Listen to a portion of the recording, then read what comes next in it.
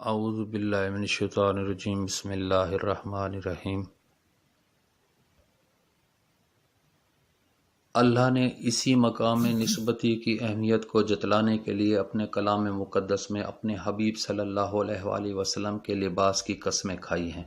کبھی ان کی چادر کی قسم کھائی تو کبھی ان کے کمبل کی قسم کھائی، کبھی ردا کی تو کبھی ابا کی قسم کھائی، حتیٰ کہ ان کی دہلیز تک کی قسم کھائی۔ یہ سلسلہ یہاں ختم نہیں ہوتا،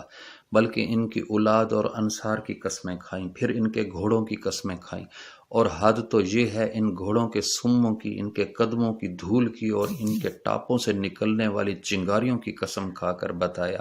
کہ یہ ساری چیزیں مجھ سے منسوب ہیں اور ان کی مجھ سے اتنی گہری نسبت ہے کہ انہوں نے بھی میرے مقام محبوبیت کو پا لیا ہے۔ نسبت کے دائرے کی وسعت کو بیان کرنے کے لیے اللہ نے سورۃ البلد میں فرمایا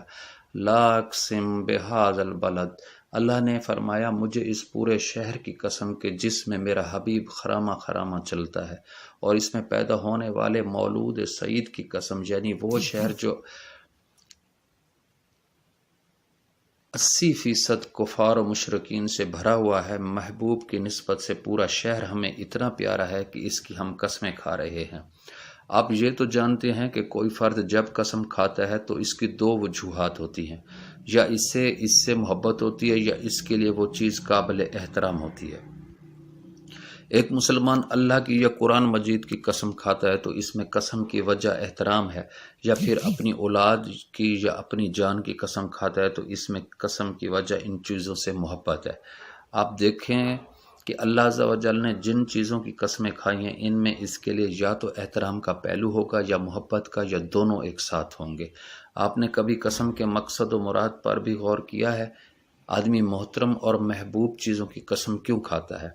قسم کا مقصد یہ ہوتا ہے کہ در حقیقت انسان کہنا چاہتا ہے کہ اگر میں جھوٹ بول رہا ہوں تو میں اس محبوب چیز یا محترم چیز سے محروم ہو جاؤں۔ مثلا انسان اولاد کی قسم کھا کر یہ کہنا چاہتا ہے کہ اگر میں جھوٹا ہوں تو مجھے میری اولاد نصیب نہ ہو۔ انسان اپنی جان کی اور عمر کی قسم کھا کر کہتا ہے کہ اگر میں جھوٹ بول رہا ہوں تو میں اس زندگی سے محروم ہو جاؤں۔